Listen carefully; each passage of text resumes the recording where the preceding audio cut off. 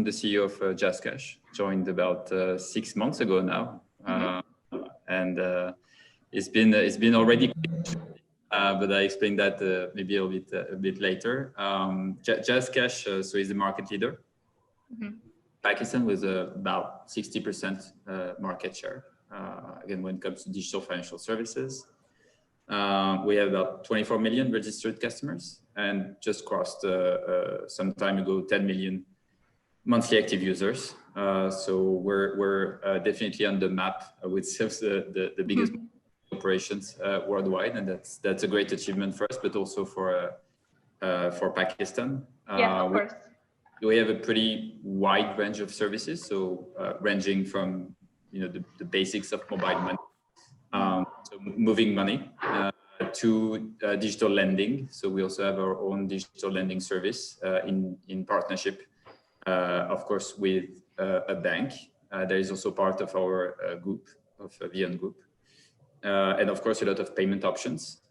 Especially so with corporations, but also with government entities. And that's very important because, as you know, or you might know, there's a very strong digital Pakistan agenda with the government, and we're trying to contribute strongly to that agenda. Outside Pakistan, we're connected to different remittance hubs and partners, because, as you know, a lot of Pakistanis live abroad, and especially in the Middle East. So it's also a very important priority for the Pakistani government, and trying to increase the level of remittance. So we also contribute, and we're connecting to more and more hubs. That's a business we want to grow much more. So in 2021, as part of our roadmap, there's an exciting new service that, of course, I can't disclose too much, but that will make it much easier for the Pakistani diaspora to move money back to Pakistan. And that's something we're very excited to launch.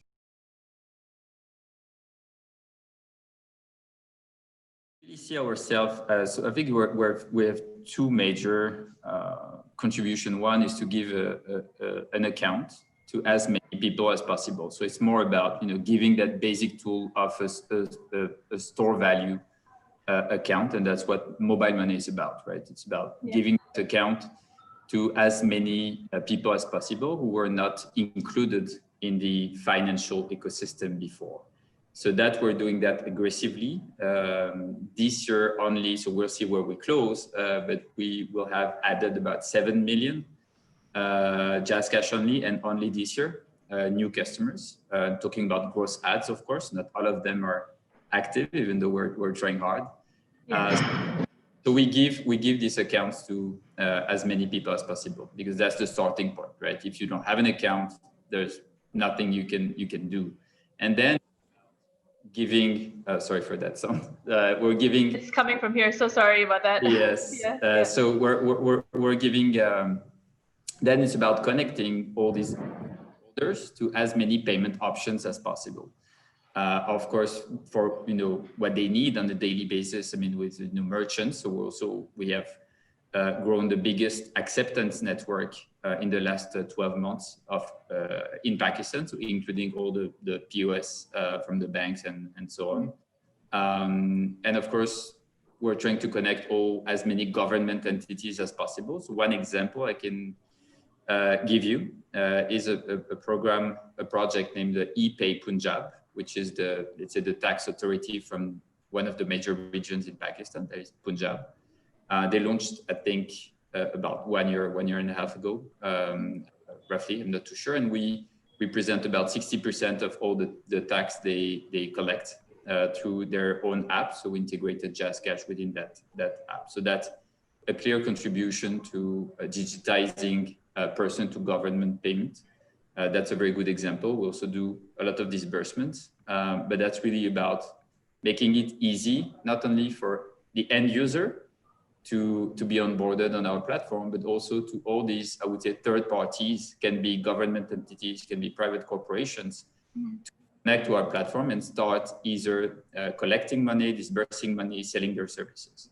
And I think that's what mobile money, that's what JazzCash is about. That's what mobile money players are about. We're platforms, and we need to act as platform and try to make it easy to get onboarded on our platform.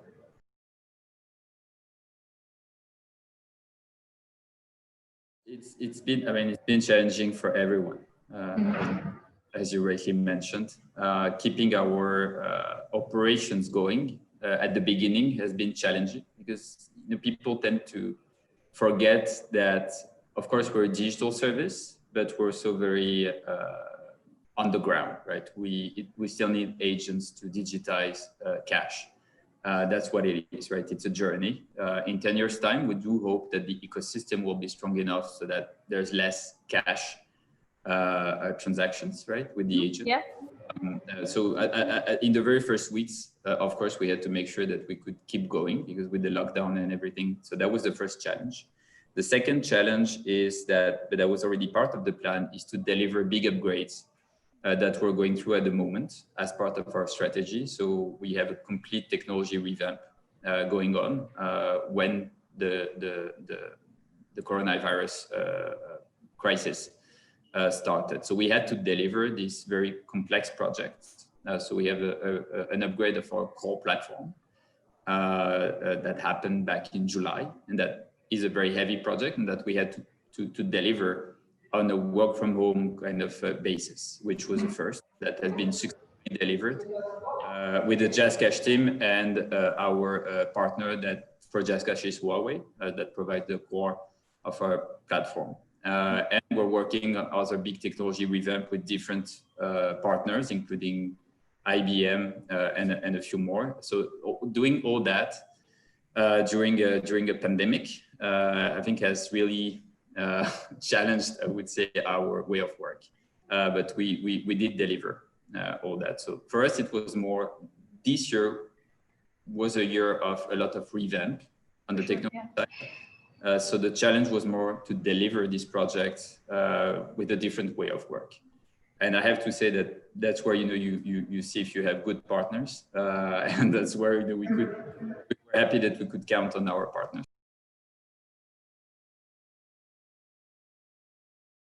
What is important in mobile money is to have stability is very important because you deal with unbanked customers, so they get very anxious. I would say if, of course, the transaction don't go through successfully, if it's unstable. So trust is very important in financial transactions. I think that's even more true when it comes to mobile money and digital financial services. And what we observed during this pandemic is that our platform stability was there, and that was very important.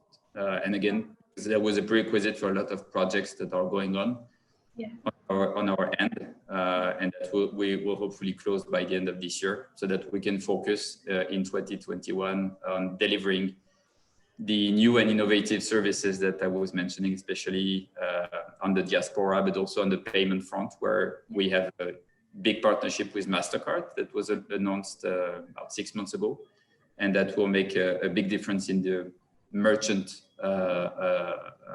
business that we want to grow in Pakistan.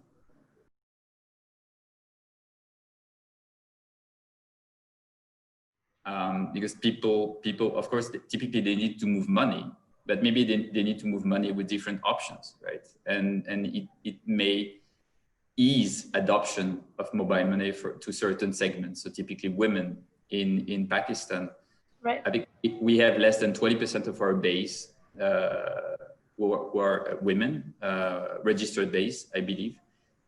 We see that in a lot of mobile money typical markets. And something we want to, of course, we won't fix it in 2021, but we'll come up in 2021 with a tailored approach for women to adopt mobile money, because there are some genuine reasons why women don't use mobile money in Pakistan, and we're trying to address that. So that it's not one size fits all. So they need maybe a dedicated or a different channel to top up their wallet. Sometimes they're not very comfortable going and queuing at an agent, in the streets directly. So we need to come up with alternative for them to reload their wallet. Can be digital, can be through maybe some dedicated agents that are run by women. And that's why we're also very happy to be part of the GSMA Connected Women program, because it has to be a team effort to find a way to onboard women on our platform. And that's very important, like in many countries, it's 50% of the population. So there's no reason, there's no reason why they should be excluded.